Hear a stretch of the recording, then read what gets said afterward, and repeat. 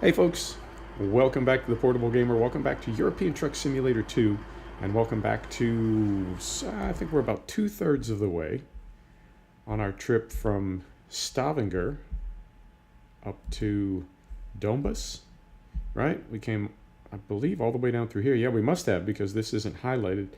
I don't think we went north. Yeah, I think we came around through here, stopped right about here 2 episodes ago, stopped here last episode, and we've got 229 kilometers to go, which will not be a very long trip. However, let's hop in the truck. This is going to sound ridiculous when I say this, but when it's cold like this in game, I almost feel kind of cold like in real life. You know what I mean? 5 hours and 39 minutes to go to get there. 5 hours and 57 minutes till we need to sleep. And when does it have to be there? I'm sorry, 5 hours. Yeah, the job is due in 5 hours. We have to sleep in 6 hours. And we take about 3.5 hours to get there. So I think we're going to be okay. So lift axle is up, lift axle is down. Front lift axle is down. The rear, I have to say, I can't tell, but I think it's down. I don't think we lifted it when we came in here. Lights on. Parking brake off, throw it in gear. Here we go.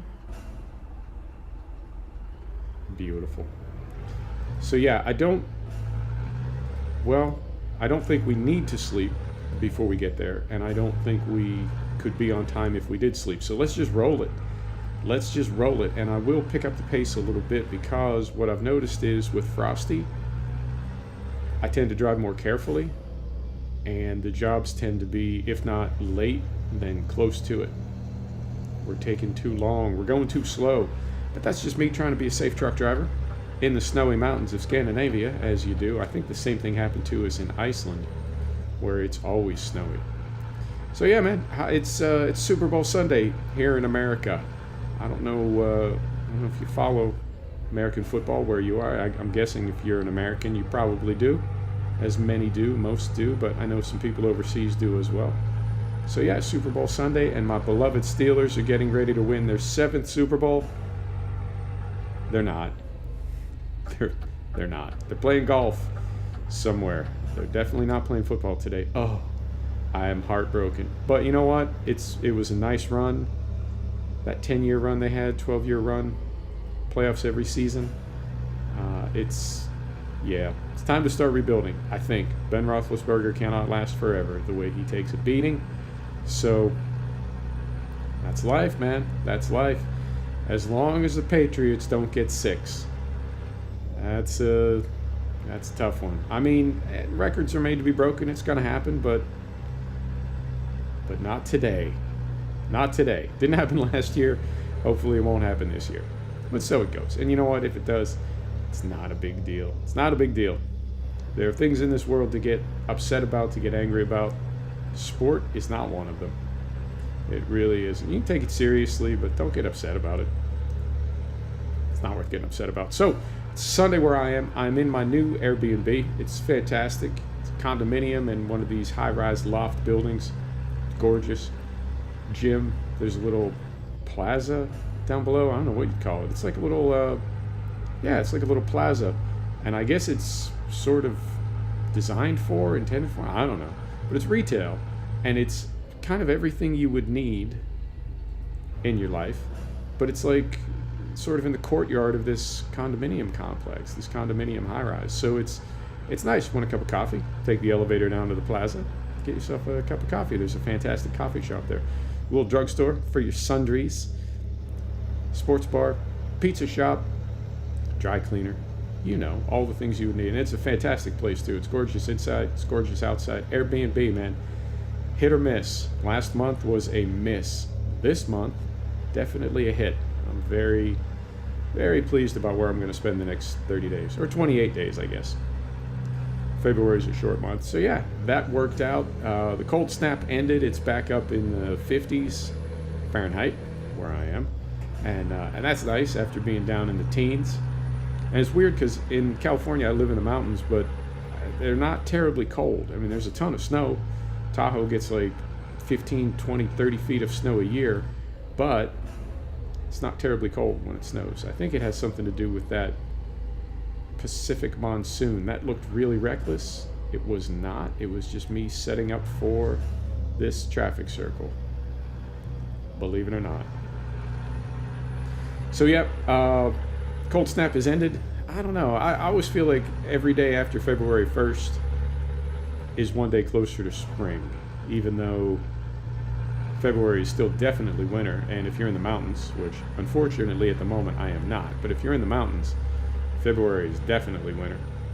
I know the first year that I was in Mammoth, they skied till almost the 4th of July. And there have been years where they were able to ski all year.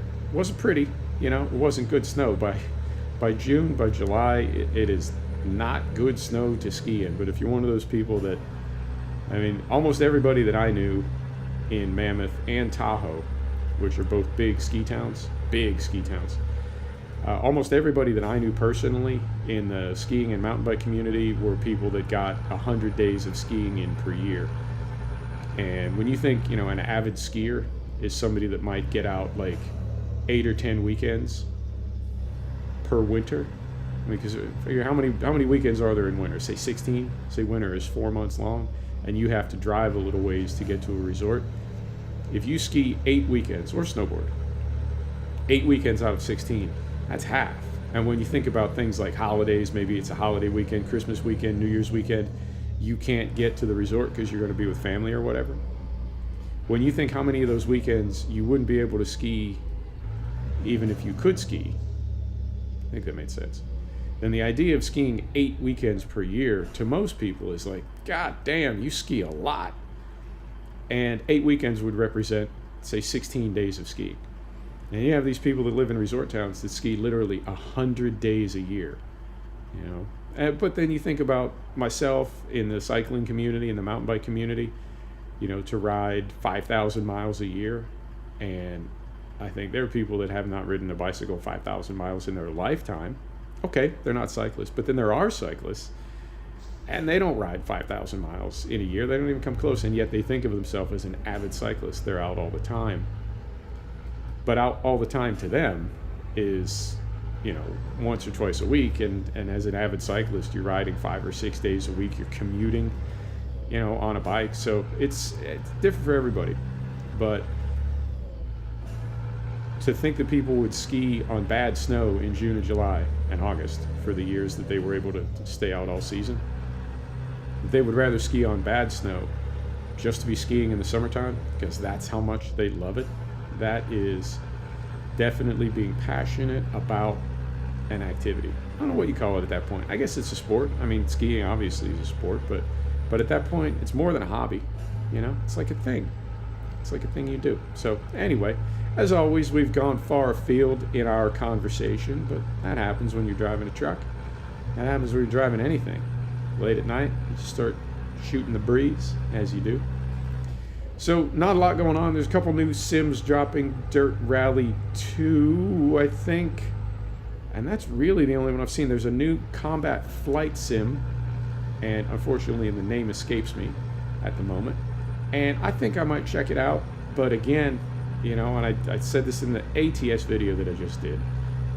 My gaming laptop is a year old. Well, it's not even a year old to me. It's like 9 months old to me. But the model is about a year old, maybe 15 months old.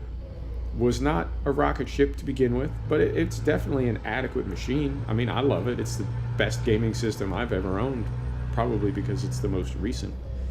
But it is already not able to play next-gen AAA games, like the ones that are being released right now. I read the specs and I'm like, yeah. If I totally potato the graphics, maybe, but I don't want to, because the Sims that I'm playing, although they're 2 or 3 or 4 years old, ETS is a couple years old. ATS, Farm Sim 17, obviously is 2 years old. I can make these games look pretty good. I'm happy with them, but I recognize they're 2 or 3 years old. And for me to play a new game, state-of-the-art game, I really do need to dial the graphics back so far that it kind of, now it's a compromise. That's why the graphics are adjustable. So people that don't have latest and greatest hardware can play those games and not be excluded. I think that's really cool. I mean, they're doing it to make money too. They don't want people to be scared off of buying their game. I get that. But it's weird for me because I like the way my games look, and frankly, I'm sort of like turned off by the idea of buying a new game with just unbelievable graphics that I'll never see because I have them dialed back so far that it's a bit of a potato, you know? So we'll see about that. I mean, the easiest solution is to just get my new system that I've been talking about for months, but it's a bit of a commitment. It's not the accelerator. That's only like $250 US. It's the card to put in it and the power source. And the power source is only gonna be like $100. But the card that I get, and I found on EVGA, I found their B stock, I found like 1080 Ti. Oh shit! I had a feeling that was gonna happen as I was going through there. I felt like I was a little bit wide to the right. And sure enough, man, I am hitting stuff left and right. I think I hit 2 things in the ATS video I just did. What is wrong with me? Oh man, too many things to count. Anyway, EVGA backstock, B stock, EVGA B stock. I found a 1080 Ti hybrid liquid cooling, and I'm just trying to figure out if the fan dimensions, because it comes like pre-plumbed with a liquid cooling radiator fan, and I need to find out if that fan will fit the fan mounting in the HP Omen accelerator, because I would hate to get that hybrid card. You know, that's the one I want, liquid cooled, love it, and find out that for some reason either the plumbing or the fan size itself does not fit the accelerator. Now, I know I could just put with the power source that it comes with, I can run a 1080. If I upgrade the power source, I can run a 1080 Ti. I don't want to go any higher than that. I know there's like the RTX and the 2080s and stuff. I don't know if the rest of my system can support a 2080 card at the moment. I think, you know, it's one of those things where it's like, you know, we can fit a, you know, 500 horsepower engine in here. Yeah, you can, but it's going to blow up your transmission. You know, you don't necessarily want to like outclass the rest of your system with hardware that's really not, sir. That was reckless. So I think 1080 is going to be about as high as I want to go. I would love to go 1080 Ti, 1080 Ti, 1080 Ti. Regardless, I would love to do that, and I do like the idea of liquid cooling. But it's just a question of whether or not it will fit. But that's still, even B stock, that card is like, I think $800. So you're talking about $1,000 for the accelerator, and that's you know, it's a chunk of money. I'm not exactly starving. I'm keeping the lights turned on, but I can't just like recklessly drop $1,000 without a good reason for it. So that's the whole reason I'm stalling. I would love to have that system. I really would. But, and the thing about money is, the thing about money is you use it to buy stuff, and everything you buy leads to something else. And that is, you know, I remember several girlfriends back, my girl was like, you should get an Xbox. This is when I was away from gaming. She said, you should get an Xbox. And I said, no, because it'll end up costing me like 10 grand. And she was like, what are you, mentally ill? Xbox is like $400. Get yourself an Xbox, son. We'll game in the evening. We'll smoke a little bit of that marijuana, and then we'll game. It'll be a blast. I said, no, because, I didn't have any furniture at the time. I said, if we get an Xbox, first off, we got to get a TV, and then we got to get a sofa. And, you know, a TV, a good flat screen is $1,000 or more. A good sofa is $1,000 or more. Now we're up to $2,500, right? We got the Xbox, we got the TV, so you can't just have a sofa and a TV in an empty room.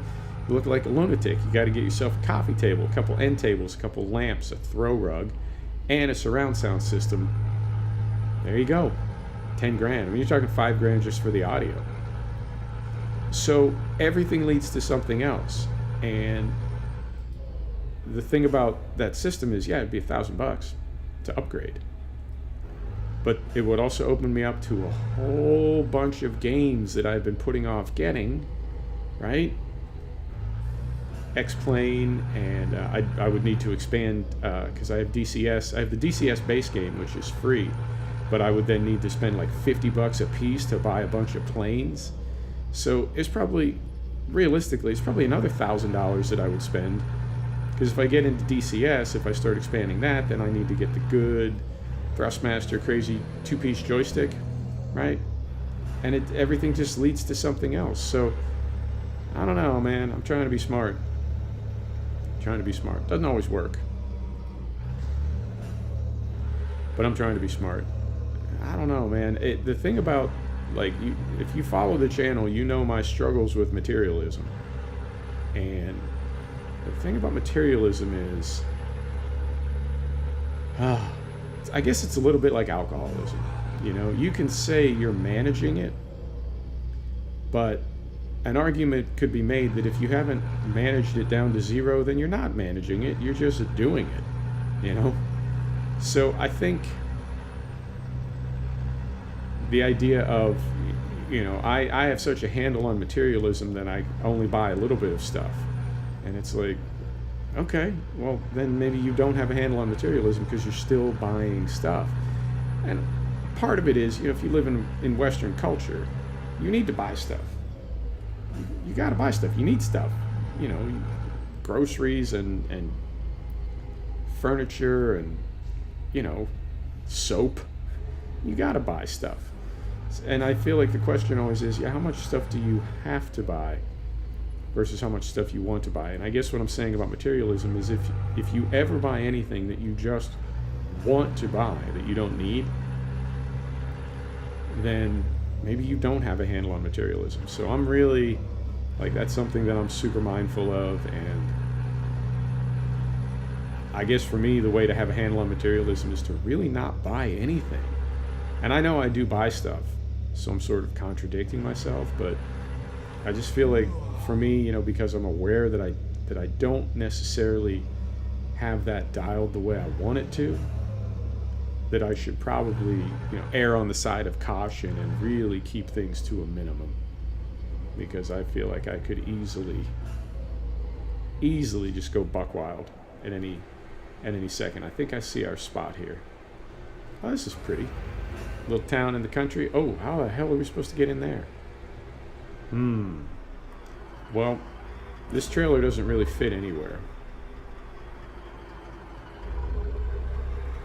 Listen to that truck, man. I love it. And I can't back it up, and there's no other driveway. I mean, I would have to mount the curb and just basically like drive through the landscaping. So I think what I might do is when it gives us the skip unload warning, I think I might just take it. Boy, I hope it gives us the skip unload warning, because if not, I don't know how to get this thing in here.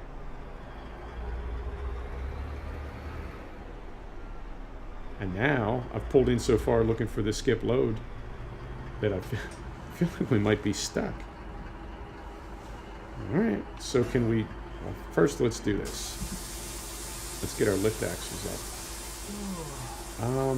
What do we want to do here? I mean, I can't drive through the trees.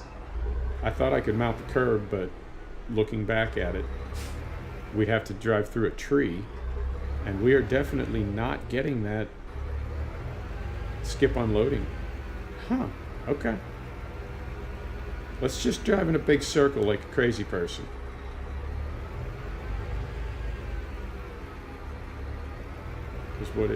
Now I can get a slightly different angle on it from here, but I'm still not feeling entirely good about this, man. I don't know if we can unload. How's this going to work? So we need to go over here. Yeah, I'm sorry, this is a little bit ridiculous, just driving in a circle. I know, I apologize. So we need to go over here, and then over here. And I feel like this is about as far over as I can get it. I mean, they're just, you know what I mean? There isn't any more room, and I certainly can't back it up.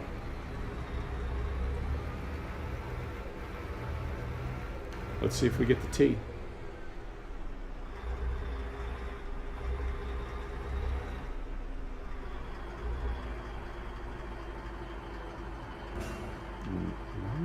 Sounded like we got the other one, though. Hang on. Was it under?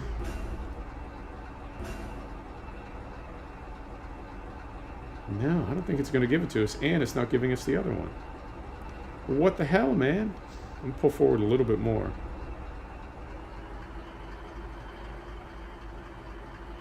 Well, shoot. Now we're really in trouble because we can't even really back it up. Huh. You want to try to go through the tree? I don't see any other way to do it.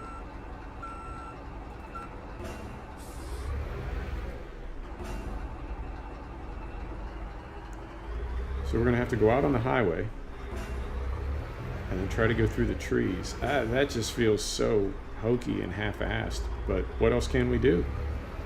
Okay. You know, I don't want to say I blame pro mods, because this rig that we're running, I believe it's the longest, like, standard rig you can run in the game. I mean, I know you can get, like, triples and quads and stuff from ATS, and, you know. But that's kind of, I don't want to say made up, but those aren't, like, real cargoes. Let's see if we can go through the bushes. We most certainly can.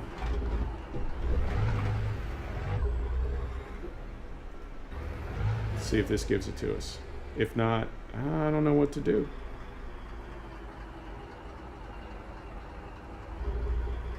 So I'm saying pro mods, you know, when they have this drop-off point configured, it's not configured for this trailer. It's configured for, I think, the regular Scandinavian tandem. There we go. Somehow, we made it work. We always do. Parking lights on. Smack your knuckles on the desk. Parking brake. Engine off. Let's unload. Let's see how we did. Well, we didn't take any damage. We did make a little bit of money, and we're just about to level up, so I guess we did all right. Kind of a weird trip. Kind of a weird trip, but aren't they all? Right. Folks, thanks for stopping back to check out The Portable Gamer. Thanks for joining us for another episode of European Truck Simulator 2. And we'll see you next time. Take care now.